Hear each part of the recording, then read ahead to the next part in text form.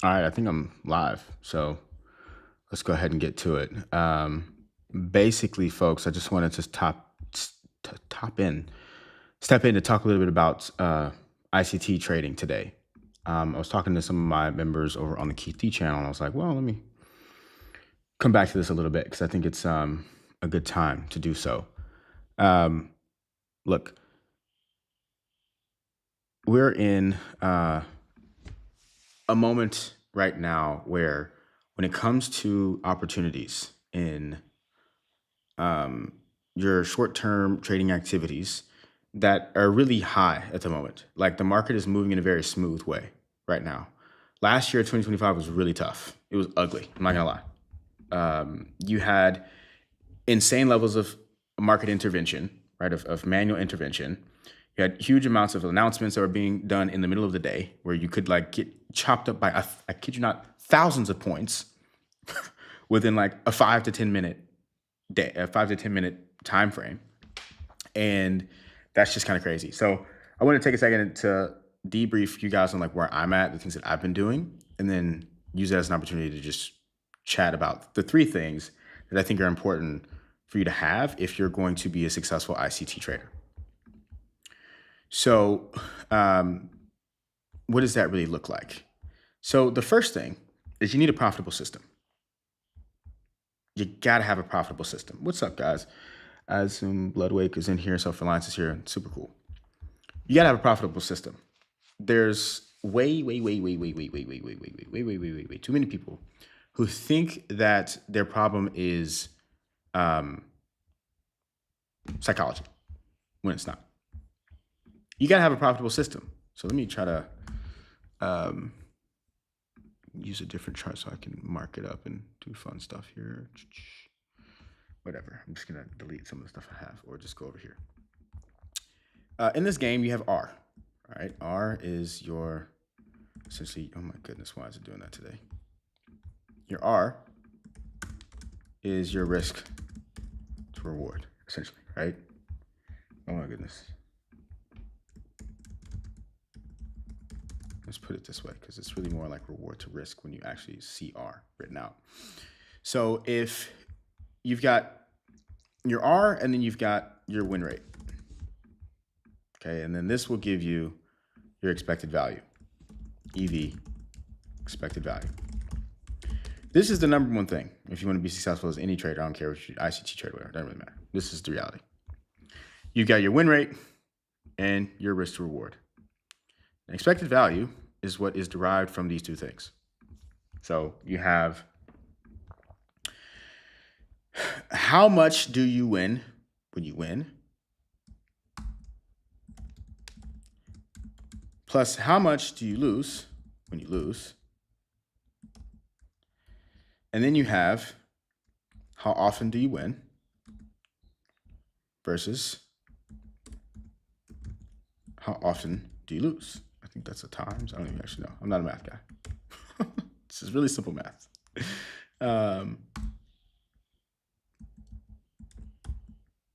Cool. So basically, if you have a risk to reward ratio or reward to risk ratio of 2, if you win twice as much as you lose, so let's say when you win, a win equals $100, but when you lose, a loss equals $50. Then I hate the order in which I've done this, so let me pull this down here. Then you have a 2 to 1 R, right? You're winning twice as much as you lose whenever you lose or whenever you win. Now, the next piece of the equation is at what percentage do you win? If you only win 50% of the time, which by the way is incredible, and you win twice as much when you win versus how much you lose when you lose, then you're actually a profitable trader at a 50% win rate. You're an extremely profitable trader at a 50% win rate. Okay. So these are the types of things that you want to think about is what is you have to know these numbers, basically. You have to know what is your actual win rate. How much do you win when you win? How much do you lose when you lose? If you don't know these things, then you're gambling. You're just gambling. So that's the first thing. If you're going to be a successful ICT trader, you've got to know your expected value, which comes down to what's your win rate and what's your R. If you don't know those things, then you're probably gambling. Know your EV. The second thing is really like everything that comes with managing your psychology after that. It's pretty much really all there is. I can come up with a third thing, but like this is what it is. It's managing your psychology. And this shows up in so many ways. It shows up in so many different ways. It shows up in how you enter. It shows up in how you exit. It shows up in what days you're looking at the charts. It shows up in how long you're looking at the charts. Now, but the truth of the matter is that, okay. When I say know your EV, it's not just knowing your EV. So maybe that's how we'll separate these three things. You need to know your numbers, but then you need to also have like, okay, let me back up. Really, know your EV comes second then. And then the first thing is having a profitable system, which you could look at as one thing. But the reason why all of these things have to happen for you to be able to manage your psychology. Like if you don't have a profitable system, then you're going to keep jumping around, trying different things, all these, you're never going to actually stick to anything. If you don't know for a fact that you have a profitable system, I highly recommend reading the book, Yumi Sakura.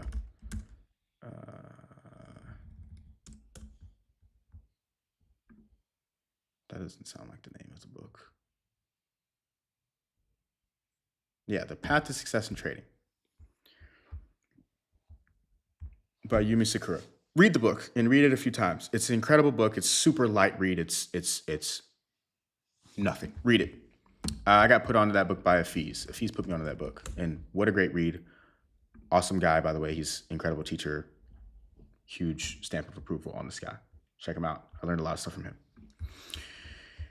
But what it comes down to is that you have to know your system, and you have to know that it's profitable. If you know that it's profitable, then managing your psychology becomes really simple. Knowing your EV allows you to then be patient in seeing your system play out over time. So I'm not gonna go on this for too much longer because I know that this is something that we can talk about forever. But what I will just like come down to is you got to back test so that you know your system. You have to back test so that you know for a fact that you have a profitable system, and then you need to know the expected value of that system. What is your win rate? What is your R? And then every single time you come to the market to place a trade, you can know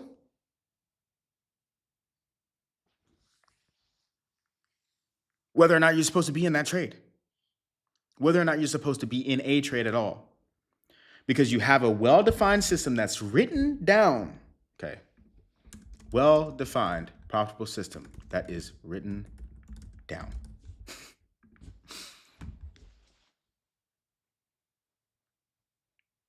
If you don't have that, then you're going to come to the market and you're going to get emotionally involved every single day. Trust me. I've been doing this seriously now for 2.5 years. It's sad how long it can take to just get to even just a little bit of this.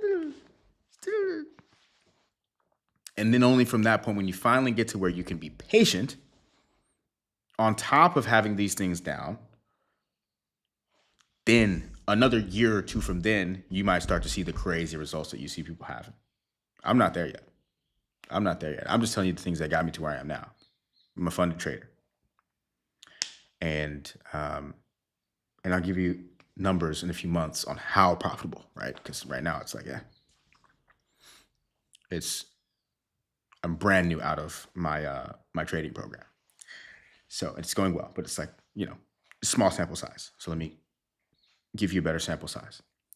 But so point here, if you've got something happening in the markets, because there's always going to be something happening, the question becomes is, are you going to participate because you don't want to get left out? Or are you participating because something that's happening is a part of your well-defined, highly probable, a well-defined, profitable system that's written down? Is this what's happening in the charts today a part of your system? Because otherwise it doesn't matter. I'm in this Discord group. And by the way, this is where I'm going to focus on this channel. We'll talk about the mechanics and we'll talk about like ICT stuff, but I think it's so much like it's usually not your problem. It's usually not the technicals.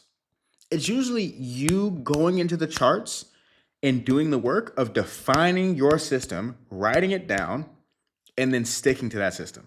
Once again, read this book. It's an incredible book. It basically tells you this in 100 pages. And it just tells you over and over again in 100 pages. It's incredible because it drills into your brain why it's so important to have a well-defined, profitable system that's written down that you've backtested. Because then the rest of this is just like, are you doing the thing that you said you're going to do or not? And if you're doing the thing that you said you're going to do, then if you have a well-defined, profitable system that's written down, then you'll make money. Okay. So I don't see too much going on in the chat. I'll talk a little bit about like real legitimate ICT principles for people who are brand new, and then I'll call it. But once again, these things all affect how you enter a trade, when you enter a trade, how you exit a trade. Like nowadays, like the major shift that had to happen for me, guys, honestly, was me having my success on YouTube. It could have been anything else, but that's the thing that allowed me to actually become, for it to even be possible, honestly, mentally, for me to become a profitable trader. Because I needed something else. And a lot of you guys won't have that problem. A lot of you guys are older and you've succeeded in other areas of your life. I didn't, right? I was trying to rely on trading as a way. And unfortunately, it's almost impossible from that mental state to actually become profitable, because you have to literally come to the charts not needing anything. You need to come to the charts not needing anything from what's happening. Like the only way that I was able to get through the mental blocks of this stuff to even have the chance to find edge was for me to be like, yo, I legitimately do not care if I find anything today or not. And in fact, if I see the market moving and it's not what I'm looking for, I do not care. I do not care. That's totally fine. Like, actually, I don't care. I'm actually not emotionally moved by it. Not only am I not going to act, but I am not emotionally moved by the fact that the market is moving and I don't have a way in. In fact, now I've trained myself for that to be a super positive feedback thing, to where it's like, oh, the market's moving and I have no idea why. And in fact, and so I have no entry. And instead of that producing this anxiety of like, oh my God, like, what do I do? It produces this feeling of, yo, this is the exact moment that provides this is what makes me profitable. This is why I'm profitable. It's because when I see this and I don't know what's going on, I don't care. It's not for me. Oh, okay, cool. It's not for me. Today's not for me. That's all good.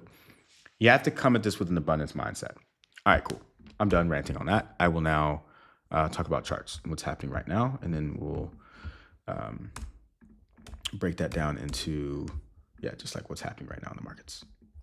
So right now we're going into, I'm going to try to keep this because I think this is really important stuff that we'll talk about on a later day, but I'll just talk about what's happening in the markets right now. The NASDAQ has pushed down into this monthly BISI. You've got this gap between these candles, and that's called a BISI. We'll do fundamental stuff another day, but I'm just going to do a market review for people who aren't super new.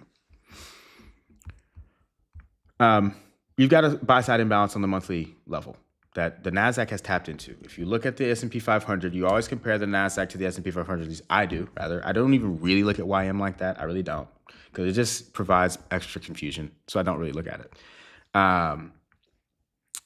You can see that the S&P has not come into those two previously lows, and it has not come into this monthly BISI, this monthly fair value gap that is a buy side imbalance. Okay.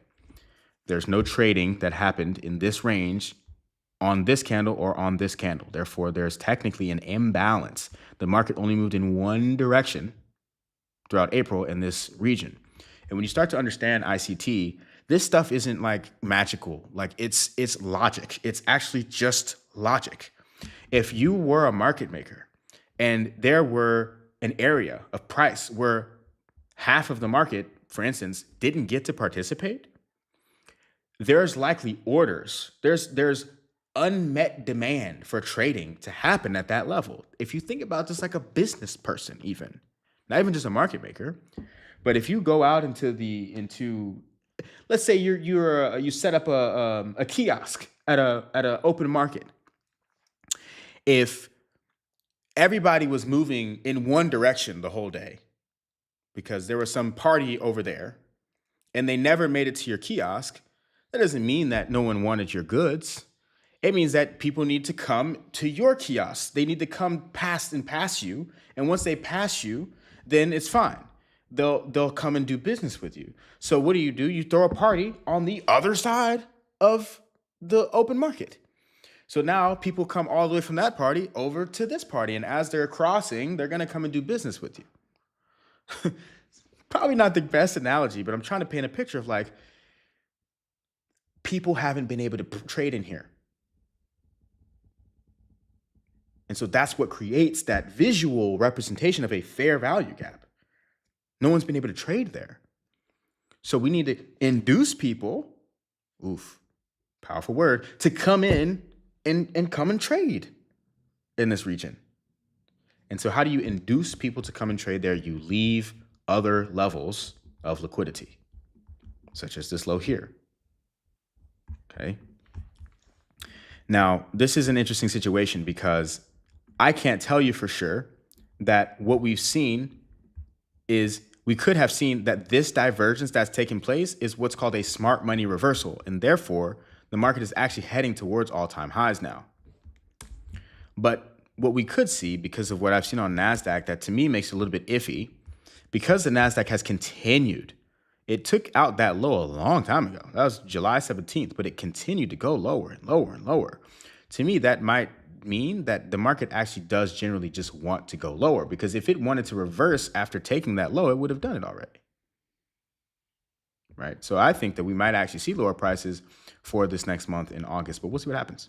So anyways, that's kind of what's happening now. That's kind of the major thing. We're inside of a monthly BISI, or we went into a monthly BISI on the NASDAQ. So if we're going to reverse and go up higher, we're going to do it pretty quickly here.